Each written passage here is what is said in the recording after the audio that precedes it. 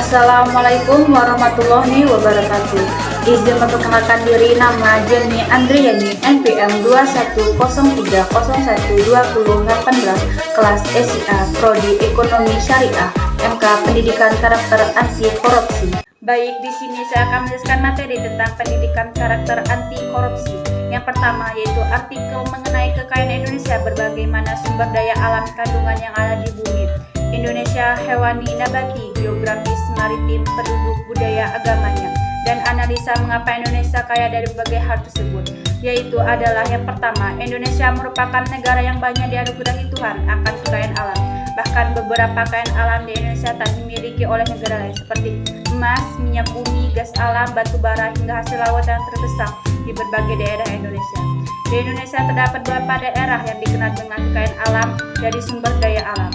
Kegiatan ekonomi tersebut umumnya didominasikan oleh kegiatan sektor pertambangan dan galian. Daerah-daerah tersebut diantaranya adalah Aceh, Riau, Kalimantan Timur, dan Papua. Aceh adalah provinsi yang terletak di wilayah ujung barat Indonesia. Provinsi ini memiliki kekayaan alam berupa minyak, bumi, dan gas alam. Provinsi Aceh merupakan menjadi pusat perhatian dunia karena mengalami bencana yang terbesar pada akhir tahun 2004. Lebih dari 200 nyawa hilang akibat gempa dan gelombang besar tsunami. Selain Provinsi Aceh, di Pulau Sumatera terdapat di daerah yang dikenal kaya akan kekayaan alam, yaitu Provinsi Riau. Hampir semua kekayaan alam ada di provinsi ini, dari minyak bumi, batu bara, emas, limbah, hingga kekayaan hutan dan perkebunan. Sedangkan di Pulau Kalimantan terdapat satu provinsi yang dikenal paling kaya akan sumber daya alamnya, seperti minyak bumi, gas alam, batu bara, yaitu Provinsi Kalimantan Timur. Yang kedua ada mengenai kondisi Indonesia saat ini, bagaimana kondisi sosial ekonomi, pendidikan, kesehatan, pendapatan per kapita, kemakmuran, dan kemiskinannya.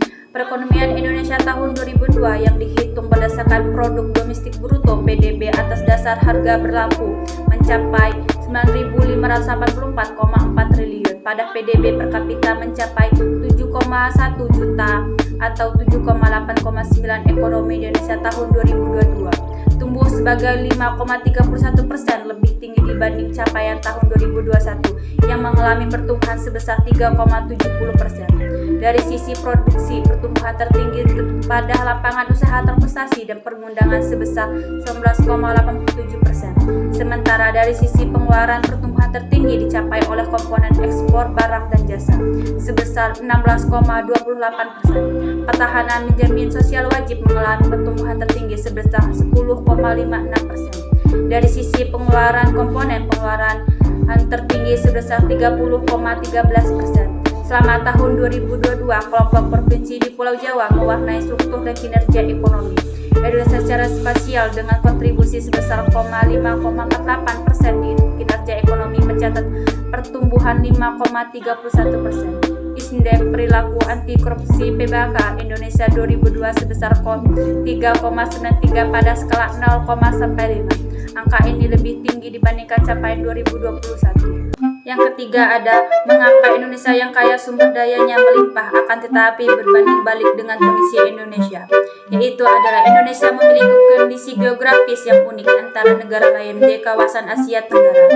Wilayah Indonesia dari Sabang sampai Merauke yang terdiri banyak pulau membuatnya disebut sebagai negara maritim.